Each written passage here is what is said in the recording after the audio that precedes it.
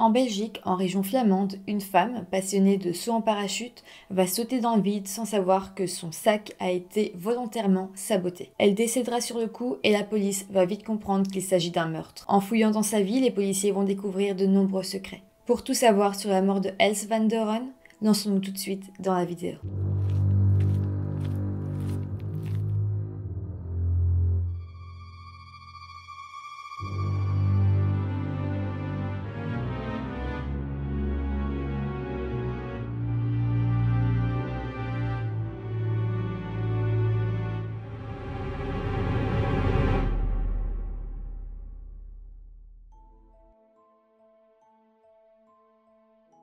Hello tout le monde, j'espère que vous allez bien. Alors tout d'abord, je voulais vous dire merci parce qu'on est maintenant plus de 500 sur la chaîne et ça me fait vraiment plaisir. Pour ceux qui ne sont pas abonnés, n'hésitez pas, ça me fait vraiment plaisir et ça soutient la chaîne. Donc je vous propose de vous abonner en cliquant sur le petit bouton et aussi d'activer la cloche pour recevoir les notifications quand je sors une vidéo. Donc voilà, je vous reviens aujourd'hui avec une histoire belge qui est très peu connue, qui a été très peu médiatisée, mais ça me semblait important d'en parler. L'histoire m'a vraiment beaucoup touchée et j'avais très envie de la partager avec vous. On va donc parler de l'histoire de Els van Doren. On va l'appeler Els dans la vidéo, c'est son prénom et ce sera plus facile comme ça. Alors Els, elle est mariée à Jan de Wild. Ensemble, ils ont 2 enfants et ils tiennent une bijouterie à Anvers. En plus de ça, Els, dans sa vie, elle a un hobby qui la passionne depuis longtemps, c'est le saut en parachute. Elle fait partie du club de parachutisme de Zwartberg et en fait, c'est à plus ou moins 80 km de Anvers. Els, c'est pas une experte en parachutisme, mais elle adore ça. Elle a volé plusieurs fois et seule maintenant. En fait, avant, elle était avec un moniteur pour voler et maintenant elle a son propre matériel et elle peut voler seule. Par ses proches, elle est décrite comme une femme très souriante, très chaleureuse, sur qui on peut toujours compter et de l'extérieur on a l'impression qu'elle a un peu une vie parfaite. Elle a son mari avec qui elle s'entend vraiment bien, elle a ses 2 enfants qui sont de beaux enfants. Je dis que sa vie est parfaite vue de l'extérieur parce que elle a un secret, son mari n'est pas au courant évidemment et ses proches non plus. En fait elle a un amant. Son amant il s'appelle Marcel Sommers et donc elle l'a rencontré au club de parachutisme. À la base, c'était quand même quelque chose de très sain. En fait, le couple, ils étaient ensemble la semaine et le week-end, ils décidaient de chacun aller un peu de leur côté, faire leur hobby.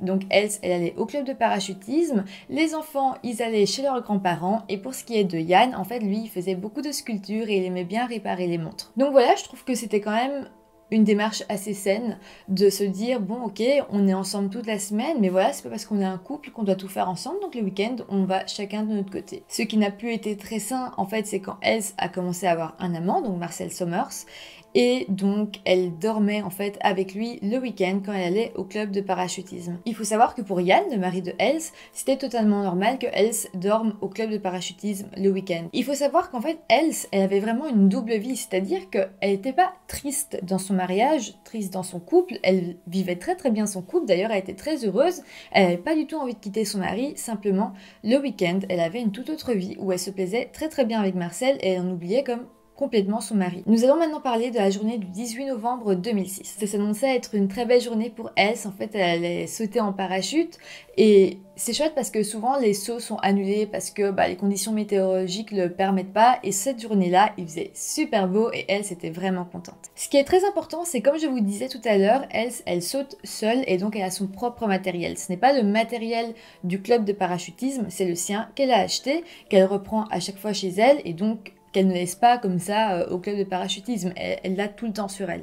Donc ça c'est quand même important et gardez bien ça en tête pour la suite. Donc ce jour-là, elle va mettre tout son matériel de parachutisme et elle va monter dans l'avion. Une fois que l'avion aura atteint une certaine hauteur, elle va sauter. À un certain moment, elle sera en chute libre et puis vient le moment où elle doit tirer pour que son parachute s'ouvre. Sauf qu'à ce moment-là, son parachute ne s'ouvre pas. Donc elle panique un petit peu, mais il y a quand même le parachute de secours. Donc c'est pas... Disons que c'est une situation qu'on n'a pas envie de vivre, mais c'est pas non plus très très grave parce qu'il y a le parachute de secours. Là, elle va tirer sur la longuette pour déplier le parachute de secours et lui non plus, il ne va pas se déplier. Et donc là, elle va continuer sa chute tout en sachant très bien qu'elle se dirige vers la mort. C'est horrible.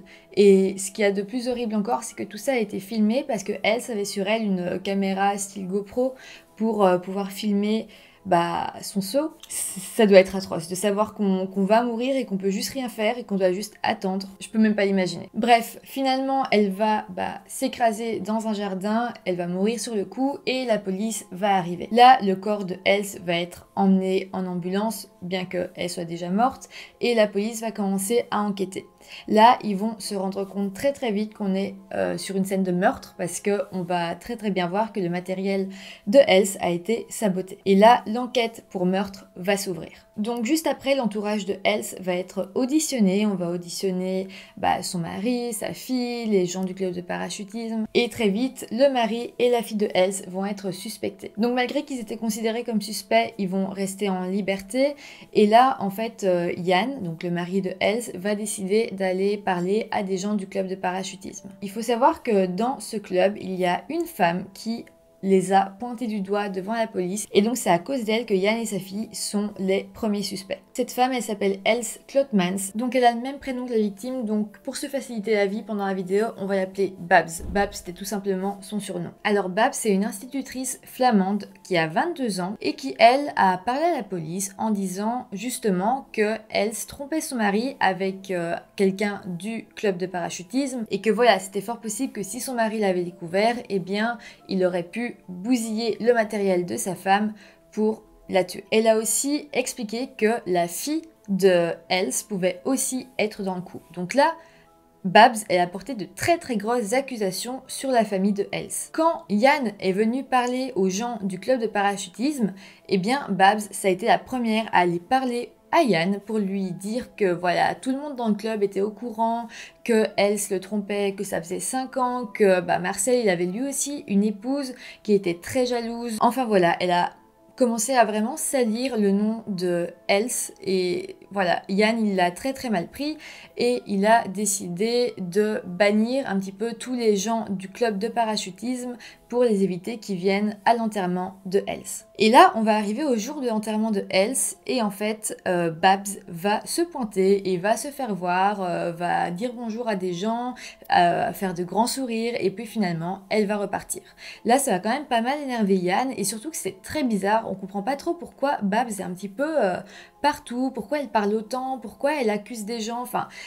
Elle a quand même accusé la famille de Else, elle a un petit peu quand même accusé l'épouse de Marcel, donc voilà. Le lendemain de l'enterrement, Yann va même dire à la presse qu'il est sûr que Babs est l'assassin de sa femme. Là, je vais revenir un petit peu en arrière, quand Else était encore vivante. En fait, un jour, elle a reçu une lettre anonyme d'une personne qui avait décidé de sûrement lui porter préjudice parce que dans la lettre, c'était écrit explicitement qu'elle trompait son mari avec une personne du club de parachutisme et qu'elle ferait mieux de s'occuper de ses 2 enfants. Yann, à partir de là, il est persuadé que la personne qui avait écrit cette lettre à l'époque, c'était Babs. Et d'ailleurs, ce qu'on va découvrir va le confirmer parce que la police va très vite découvrir l'existence d'un triangle amoureux. C'est-à-dire que Marcel Summers trompait son épouse avec Else, mais il trompait aussi son épouse avec Babs. Donc Babs et Else sortaient toutes les deux au club de parachutisme avec Marcel. Et donc Babs voyait Else comme une réelle rivale. Elle voulait vraiment avoir Marcel pour elle quand elle était au club de parachutisme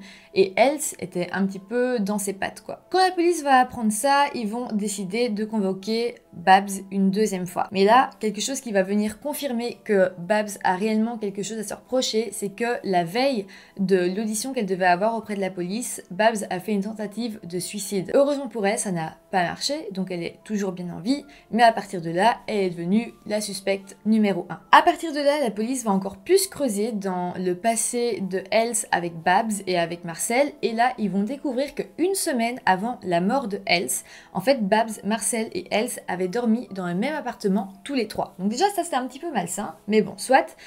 Et en fait, Babs avait dû dormir sur le canapé pendant que Else et Marcel dormaient ensemble dans le lit. Donc, ça a dû être une réelle humiliation pour Babs et surtout, elle devait être vraiment en colère vu qu'elle était rivale avec Else. Et ce qui met encore plus Babs dedans, c'est que Else avait laissé tout son matériel de parachutisme dans le salon à ce moment-là. Donc si Babs avait voulu se venger, eh bien ça aurait été le parfait moment et le parfait endroit vu qu'elle avait devant elle tout le matériel d'Else. Donc là autant vous dire que Babs elle est quand même bien partie pour aller en prison, mais voilà, la police n'a pas encore assez de preuves et ils vont décider de faire passer le test du polygraphe à plusieurs personnes. Donc je le rappelle, j'ai déjà dit dans d'autres vidéos, mais le test du polygraphe, en gros c'est un test qui permet de voir nos battements de cœur et donc quand on nous pose une question, si notre cœur s'accélère, eh bien on peut se dire ok cette personne est en train de mentir. Donc en gros c'est un test de vérité. Et donc on va faire passer ce test de vérité tout d'abord à Marcel qui va expliquer ce triangle amoureux et qui va le confirmer. Lui, il va très bien réussir le test. Il n'y avait aucune raison qui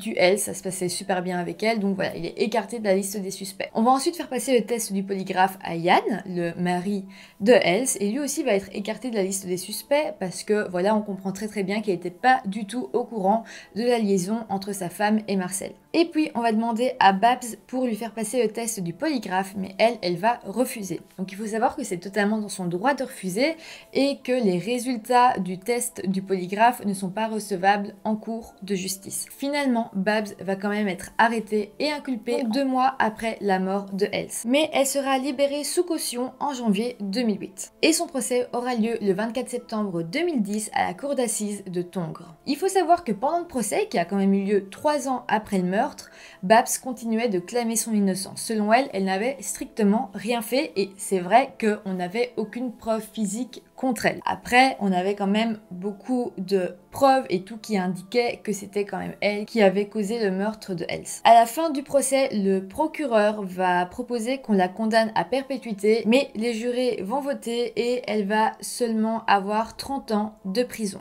En fait, comme je le disais, il n'y a pas beaucoup de preuves matérielles et donc les jurés peuvent pas lui mettre la prison à perpétuité si on n'a pas une preuve matérielle. Donc, ils vont prendre comme circonstance atténuante le rapport d'un psychiatre qui explique que Babs avait une personnalité borderline. Babs va quand même faire appel à cette peine de prison, mais il sera refusé en mai 2011. Ensuite, en 2019, Babs va demander pour avoir une détention limitée. Donc, une détention limitée, ça veut dire qu'elle reste en prison, mais 12 heures par jour, elle peut sortir, elle peut faire ce qu'elle veut, donc elle rentre 12 heures plus tard. Mais encore une fois, cela va être refusé. D'ailleurs, le mari de Else, lui, explique qu'il n'en a jamais voulu à Else de l'avoir trompée, qu'il est vraiment juste très en colère parce qu'il est vraiment sûr que c'est Babs qui l'a tué et que voilà, tout ça aurait pu être évité. Donc lui, il est pas du tout fâché contre sa femme en fait et il veut juste recevoir des aveux et connaître la vérité pour pouvoir arriver à faire son deuil. Par rapport à ça, d'ailleurs, l'avocat de Yann s'était exprimé. Le plus important pour mes clients est de savoir si Madame Klotmans a avoué les faits auprès du tribunal de l'application des peines. Par le passé, elle a rejeté la faute sur le compagnon et la fille de la victime, ce qui démontre un manque de respect envers Else van Doren. Des aveux permettraient à la famille de trouver la paix et de pouvoir commencer leur deuil. Voilà, alors la vidéo touche à sa fin. J'espère que elle vous aura plu, avec des guillemets bien entendu. Moi en tout cas, je la trouvais très intéressante et je trouvais qu'elle rejoignait un petit peu ma vidéo sur Pierre Nassika en fait, par rapport au thème de la jalousie. Bon bien sûr on est dans 2 univers complètement différents, mais en fait moi je trouve ça intéressant et apeurant aussi à quel point un sentiment comme ça, la jalousie, peut créer quelque chose de tellement fort qu'on peut en venir au meurtre. N'hésitez pas à me dire ce que vous en pensez en commentaire. Et sinon, si la vidéo vous a intéressé, n'oubliez pas de mettre un petit pouce en l'air, ça fait vraiment plaisir. Et de vous abonner si ce n'est pas encore fait. Et puis moi, je vous dis à bientôt pour une nouvelle vidéo. Bye!